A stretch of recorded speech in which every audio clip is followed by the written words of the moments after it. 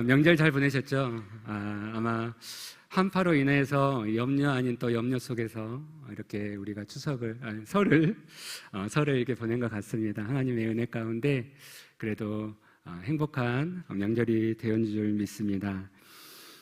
우리는 이번에 여러 가족의 모임들을 통해서 아마 또 오랜만에 만나는 부모님 또 자녀들, 형제들을 만나게 되었을 것입니다.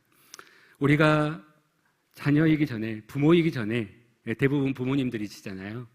부모이기 전에 우리는 자녀의 자리에 있었죠.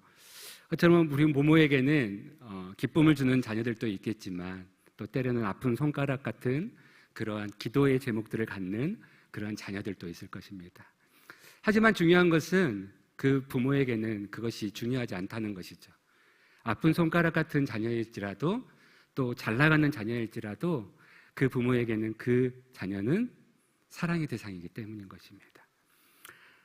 그 자녀에게는 자기를 사랑해주는 아버지가 있다는 것이죠. 오늘 이 본문에서도 두 아들이 등장을 합니다. 우리가 잘 아는 탕자, 아버지의 재산을 가지고 집을 나간 상자, 그리고 끝까지 아버지 옆에서 자기의 자리를 지켰던 맏아들. 그러나 아버지의 마음은 어떨까요? 아들에게도 있었지만 집을 나간 탕자에게도 있었죠.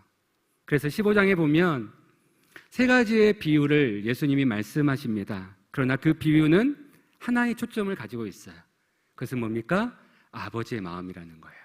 아버지의 마음. 그 첫 번째 비유가 우리가 읽진 않았지만 한 사람에게 100마리의 양이 있는데 한 마리 양을 잃어버린 것이죠. 100분의 1입니다. 그 어린 양을 찾기 위해서 목자는 길을 나서는 것이죠.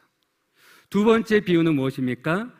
어떤 여자가 10드라크마가 있었는데 하나를 잃었어요. 10분의 1입니다. 그런데 그 여인도 그 하나를 찾기 위해서 온통을 뒤지며 난리를 치는 것이죠. 그리고 오늘 본문의 시작이 이렇게 시작됩니다. 11절에 또 이르시되 어떤 사람에게 두 아들이 있는데 2분의 1입니다. 큰 100분의 1, 10분의 1, 2분의 1. 초점이 뭘까요? 아버지의 마음이죠. 아버지는 자신이 잃어버린 것을 끝까지 찾으시는 그 아버지의 마음에 대해서 오늘 성경은 이야기하고 있다는 것입니다. 오늘 이 아버지의 마음을 가지고 오늘 우리의 이 말씀을 우리가 함께 생각하며 나누기를 소망합니다. 오늘 본문은 탕자 사건 뒤에 나오는 맏아들에 대한 이야기입니다.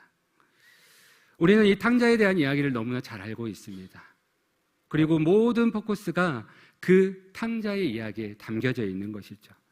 하지만 우리가 오늘 읽은 본문의 말씀에 보면 이 맏아들에게도 아버지와의 관계가 좋았는가? 라고 했을 때 그것은 그렇다라고 이야기할 수 없다라는 것이죠. 어쩌면 저와 여러분들은 오늘 이 늦은 오후 시간까지 함께 예배드리는 우리 모든 성도님들은 탕자이기보다는 어쩌면 맏아들의 자리에서 오늘 또 우리가 하나님을 섬기며 예배하고 있는 자라고 생각이 되어집니다. 그런 맏아들의 입장에서 오늘 이 본문을 우리가 함께 접해보면 오늘 이 맏아들은 밭에 있다가 돌아와 집에 가까이 왔습니다. 그런데 여느 때와 같이 조용한 집이 아니라 어떠한 큰 사건이 지금 일어나서 큰 잔치가 그 동네 밖에서부터 온 동네에 퍼지고 있는 것이죠. 그래서 이 아들이 묻습니다. 오늘 26절 말씀에 보면 한 종을 불러 이 무슨 일인가 물은데 그 종이 이렇게 얘기하는 것이죠. 당신의 동생이 돌아왔음에 당신의 아버지가 건강한 그를 다시 맞아들이게 됨으로 말미암아 이렇게 살찐 송아지를 잡아 벅적직질하게 오늘 잔치를 벌이고 있습니다. 이렇게 이야기를 하는 것입니다.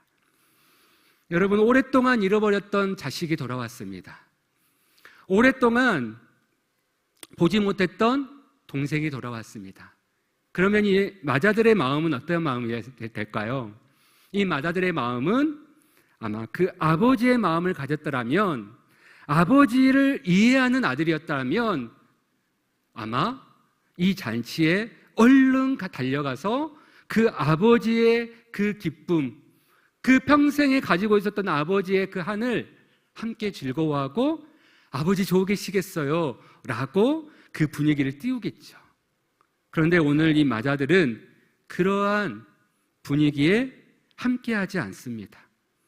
오늘 28절의 말씀에 보면 이렇게 얘기하는 거예요. 그가 노하여 들어가고자 하지 아니하거늘. 오늘 이 마다들의 행동은 아버지의 마음을 이해할 수 없었습니다. 이 잔치를 일으키시는 지금 아버지의 그 행동을 마땅하게 여기지를 않고 있는 것입니다. 그래서 그는 지금 분내고 노하여서 오늘 그 아버지가 애써 만들어 놓은 그 기쁨의 잔치에 오늘 동참하고 있지 않는 이 마다들의 모습을 우리가 오늘 보게 되어지는 것이죠. 그렇다면 본문에서 우리가 함께 초점을 맞추고 싶은 것은요, 왜 첫째 아들은 그 아버지가 준비한 이 기쁨의 잔치, 그 행복의 잔치에 들어가지 아니하였는가라는 거예요. 왜 그 아들은 아버지가 준비해 놓은 그 잔치에 함께 하지 못했는가? 왜 화를 내고 있는가라는 이 질문을 가지고 우리가 오늘 함께 생각해 보려고 합니다. 거기에 대한 해답이 오늘 본문 29절과 30절 말씀에 나와 있습니다. 우리 함께 29절과 30절 말씀을 읽어보도록 하겠습니다. 시작. 아버지께 대답하여 이르되 내가 여러 해 아버지를 섬겨 명을 어김이 없거늘 내게는 염소 새끼라도 주어 나와 내 벗으로 즐기게 하신 일이 없더니 아버지의 살림을 창녀들과 함께 삼켜버린 이 아들이 돌아오매. 아멘. 오늘 이 마다들은 아버지를 이해할 수가 없었습니다. 왜 그렇습니까? 그 동생에 대해서 오늘 본문에 이렇게 표현하는 것이죠. 아버지의 살림을 창녀들과 함께 삼켜버린 아들로 생각하고 있다는 거예요. 아버지의 살림을 삼켜버린 아들. 여기서 살림이라고 하는 것은 다른 말로 얘기하면 아버지가 평생에 모아놓은 재산, 산업 이렇게도 이야기할 수 있지만 원어의 의미를 보면 그 안에는 어떤 의미가 담겨 있냐면 생명이라고 하는 의미가 담겨 있어요. 다른 말로 얘기하면 뭡니까?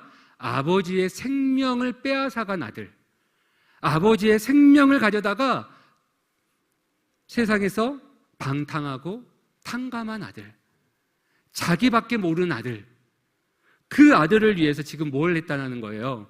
잔치를 베푸고 있는 아버지를 이해할 수 없다라는 것을 오늘 말씀하고 있는 것입니다.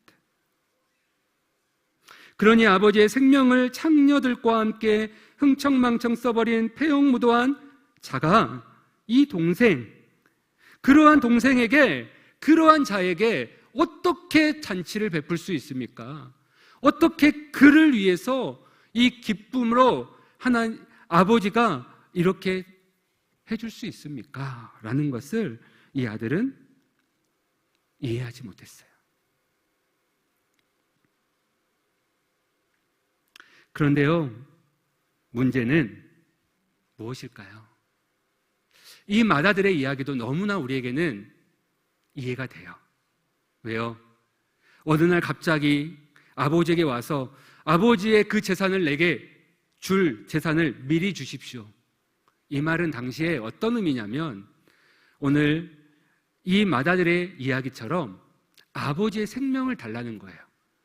왜냐하면 당시에 아버지가 죽으면 재산이 마다들에게 그리고 그 자손들에게 분배어 나눠지게 되어 있습니다.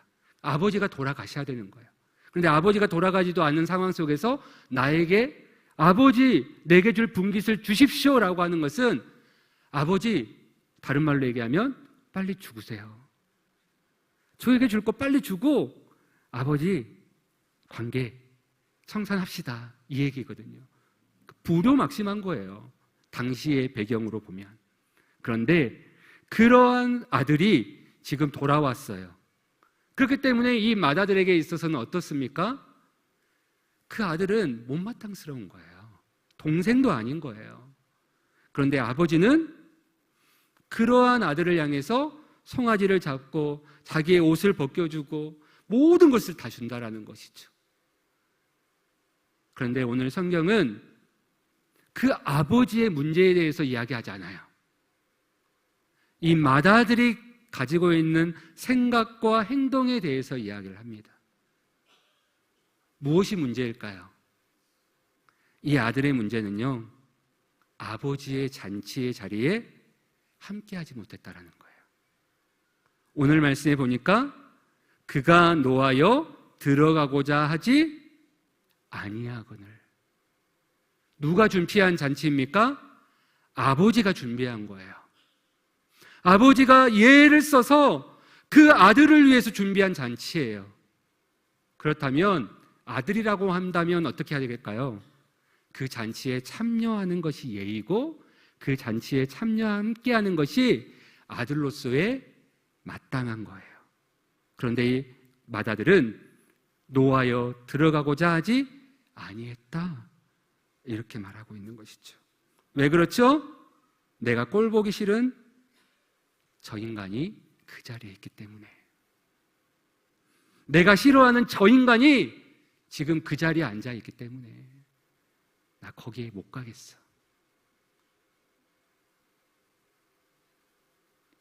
여기에 심각한 문제가 있는 거예요. 여러분, 제가 여러 교회를 사역하면서 어느 교회나 그러한 아픈 이야기가 있더라고요. 나 누구 때문에 교회 못 갈 것 같아요. 나 누구 때문에 못 갈 것 같아요. 여러분, 그건 다 그 이야기가 아버지 편에서 들으면 어떤 이야기일까요? 옷에 박히는 이야기인 거예요. 오늘 맏아들은요, 아버지의 마음 생각하지 않는 거예요. 아버지에 대한 생각으로 이러한 이야기를 한 것이 아니라 자기의 생각으로, 자기의 감정으로, 자기의 마음으로 오늘 그 천국의 잔치에 나는 함께하지 못하겠다라는 거예요. 문제의 뿌리는 무엇이 있을까요, 여러분? 하나님의 결정을 뒤집어 엎으려고 하는 나의 결정에 있다라는 거예요. 나의 생각에 있다라는 거예요. 아버지, 이건 아니잖아요, 아버지. 아버지가 아무리 사랑이 많아도 이건 아니잖아요, 아버지. 합당하지 않아요. 다시 생각해 보세요, 아버지. 이것은 뭐죠? 아버지의 마음에서 생각하는 것이 아니라 자기의 주관과 자기의 생각으로 아버지의 생각을 지금 바꾸려고 하는 행동이에요. 아마 자녀를 키워보신 부모님들은 아실 거예요. 자녀가 자기의 마음에 맞지 않으면 어떻게 하죠? 때를 써요. 그리고 어떻게 하죠? 자리에 앉아요. 그리고 척에 진열되어 있는 장난감을 사주기 전까지 엉덩이를 바닥에서 떼지 않아요. 왜 그렇죠? 부모의 마음을 생각하는 것이 아니라 나 오늘 처가 안 가지면 집에 갈 생각 없어. 그러면서 고집스럽게 앉아있는 아들처럼 오늘 이 맏아들은요, 들어가지 않아요. 아버지, 이건 아니잖아요. 그런데 왜 맏아들에게 이러한 마음이 있었을까요? 첫째 아들은 어떤 아들이었을까요? 오늘 성경에 보면 그 아들이 이렇게 얘기하죠. 내가 여러 해 아버지를 섬겼어요.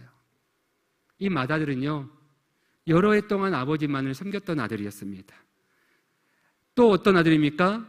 아버지의 그 명을 어긴 적이 없었던 순종의 아들이에요. 아버지한테는요, 모든 것을 다했던 아들이에요. 효자. 그런데 그렇게 아버지를 위해서 평생을 헌신하고 섬겼던 그 성실했던 아들이 오늘 이렇게 행동하는 이유는 무엇입니까? 아버지의 마음을 이해하지 못하는 거예요. 당시 서기관들과 바리새인들을 향하여서 오늘 예수님은 이 비유를 던져주고 있는 것입니다. 그래서 15장 2절에 보면 바리새인과 서기관들이 수군거려 이르되 이 사람이 죄인을 영접하고 음식을 같이 먹는다 하더라. 예수님의 행동을 이해하지 못하는 거예요. 왜 예수님은 죄인들과 함께 식탁을 갖지? 왜 예수님과 함께 이야기를 하지? 왜 예수님은 왜 저렇게 하나님 앞에 떠난 자들과 함께 동행하지? 자기들의 시선과 자기들의 생각과 자기들의 삶이 예수님의 생각과 맞지 않았던 거예요. 그러한 자들을 향해서 오늘 예수님은 이 비유를 주고 있는 것입니다. 왜 그렇습니까? 너희들의 마음과 하나님의 마음이, 아버지의 마음이 다르다라는 거예요. 너희가 평생에 너희가 가지고 있는 신앙적인 잣대가 오늘 하나님을 향한 마음, 아버지의 마음을 가로막는다. 너희들은 하나님께 예배의 자리에 있었다.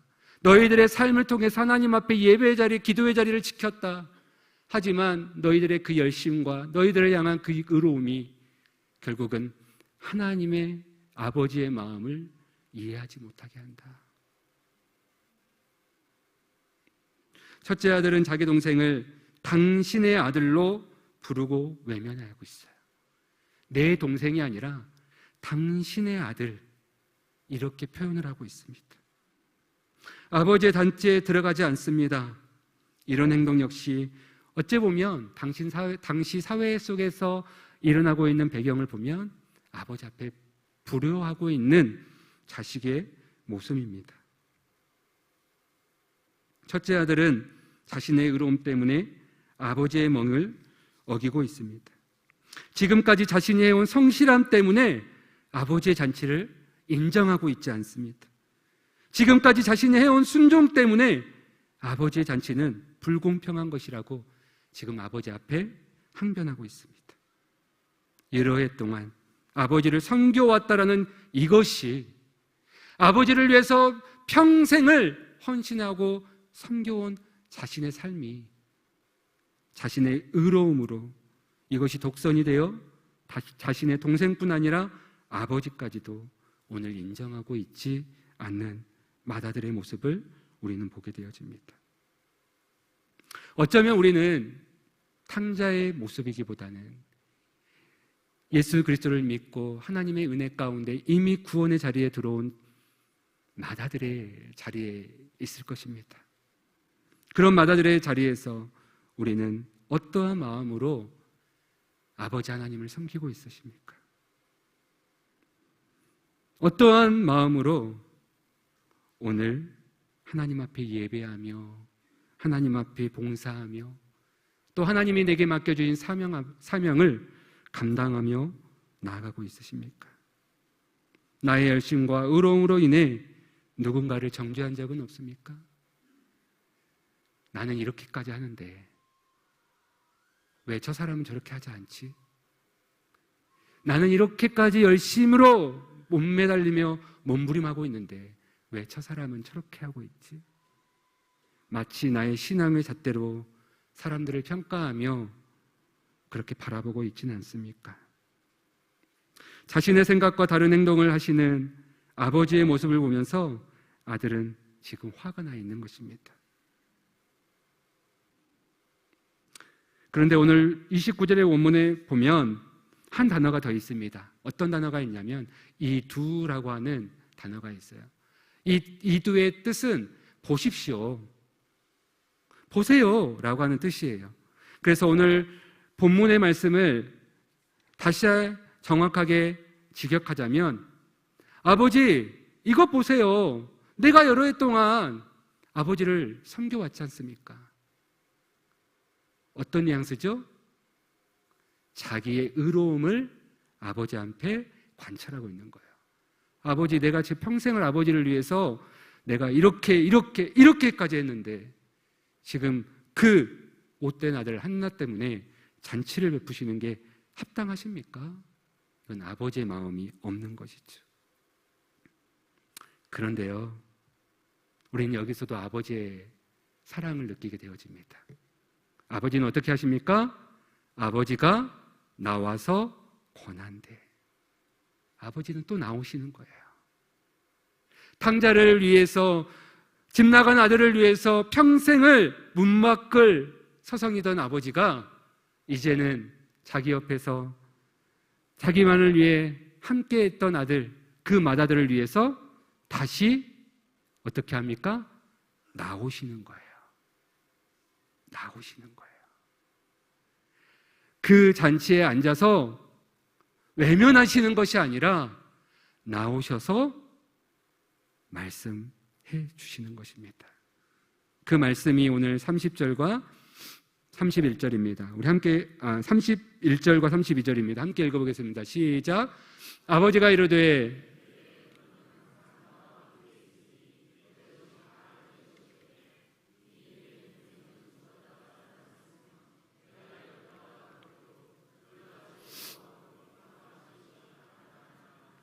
아멘. 뭐라고 얘기하십니까? 그 아들을 질타하지 않아요. 그 아들에 대해서 화를 내시지 않아요. 한마디를 하십니다. 아버지가 이르되 얘야, 얘야, 아들아, 딸아. 오늘 이 아버지는 이 아들의 못남을 질타하지 않아요. 부족함을 이야기하지 않습니다. 얘야, 너는 항상 나와 함께 있으니 내 것이 다 네 것이 아니니? 말씀하고 있습니다. 아버지의 마음은 어디에 있습니까? 이 아들은요, 아버지 옆에 있으면서도, 아버지를 섬기면서도요, 아버지를 위해 평생에 순종했음에도 불구하고요, 아버지의 마음을 몰랐던 거예요. 그러면 아버지의 마음이 뭘까요? 아버지의 마음은요, 함께하는 거예요. 동행하는 거예요. 몸만 같이 있는 게 아니라 아버지의 마음을 함께 공유하기를 원하시는 거예요. 그래서 너는 항상 나와 함께 있으니, 너 나와 함께 있지 않았니? 너 나와 함께 먹고 함께 자고 함께 누리면서 살고 있지 않니? 그런데 네 동생은 죽었다가 살아왔다. 잃어버렸다가 다시 찾았다. 그러니 어찌 기뻐하지 않을 수가 있느냐? 영국의 한 회사에 이러한 광고가 있었다고 합니다. 런던에서 스코틀랜드까지 왕복으로 빠르게 갔다 올 수 있는 방법. 그러면서 광고에 내었다고 합니다. 그리고 큰 상금도 걸었어요. 많은 사람들이 이제 거기에 답을 달기 시작합니다. 빠른 비행기로 가면 됩니다. 아니요, 그것보다 빠른 길을 찾아서 고속기차를 타고 이렇게 저렇게 지름길로 가면 될 것 같습니다. 여러 답변들이 있었습니다. 그런데 그 중에 당첨된 사람의 답변이 있었습니다. 뭘까요? 사랑하는 사람과 함께 가면 됩니다. 어떤 이야기죠? 아무리 빠른 거리를 타도 불편한 사람과 가면 그 시간은 길어요. 그런데 사랑하는 사람과 함께 하면 어떻습니까? 아무리 긴 시간도 짧게 느껴지는 거예요. 제가 사모와 연애할 때 저는 오산에서 사역을 했고, 사모는 파주에서 일을 했고, 서울에서 일을 하고 집이 파주였어요. 그러니까 거의 한 1시간 반에서 2시간을 잡아야 되는 거예요.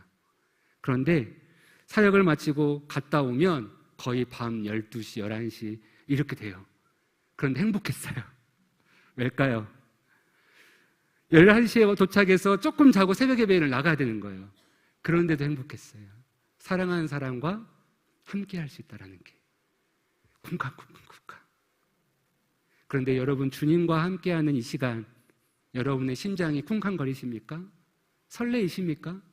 주님을 만났던 그 마음이, 아버지의 그 마음이 여러분의 안에 지금 있으십니까? 하나님은요, 우리와 함께하는 걸 기뻐하셔요. 함께 그 마음을 갖고자 하시는 것입니다. 우리는 첫째 아들입니다. 그런데 진짜 첫째 아들이 됐으면 좋겠어요. 무늬만 맏아들처럼 봉사하고 섬기고 예배하고 기도하는 것이 아니라 종교생활처럼 바리새인과 사두개인처럼 그렇게 자리만 차지하고 있는 맏아들이 아니라 정말 아버지의 마음으로 아버지와 함께 웃고 아버지와 함께 울고 정말 영혼을 위해서 함께 기도하고 함께 하나님 앞에 나와 그 기쁨의 잔치에 동참할 수 있는 그러한 주님의 맏아들이 됐으면 좋겠습니다. 그러기 위해서 주님과 함께하는 기쁨을 소유하시기를 바랍니다. 내게 주어진 자리에서 충성을 다해야 합니다. 오늘 첫째 아들 밭에서 일하다 왔습니다. 그만큼 성실했어요. 우리에게도 이러한 성실함 있어야 합니다. 또한 그러한 마음으로 섬겨야 합니다. 여러 해 동안 아버지를 섬기며 명을 어긴 적이 없는 이 아들처럼 우리도 그렇게 하나님의 앞에서 순종하는 아들이 되어야 될 것입니다. 그러나 더 중요한 것은 그 마음속에 아버지의 마음으로 우리가 일할 수 있기를 소망합니다. 베드로후서 3장 9절만 읽고 기도하겠습니다. 베드로후서 3장 9절에 하나님은 이렇게 말씀합니다. 오직 주께서는 너희를 대하여 오래 참사 아무도 멸망하지 아니하고 다 회개하기에 이르기를 원하시느니라. 하나님은 오늘도 잃어버린 한 영혼을 찾으십니다. 우리가 그 마음을 갖고 우리의 다락방에 있는 또 우리 가정 속에 있는 또 우리 교회 가운데 있는 우리 그 영혼들을 우리가 돌아보고 사랑하고 또한 이 천국의 기쁘잔치에 함께 할 수 있는 은혜와 축복이 여러분의 삶 가운데 있기를 축원합니다.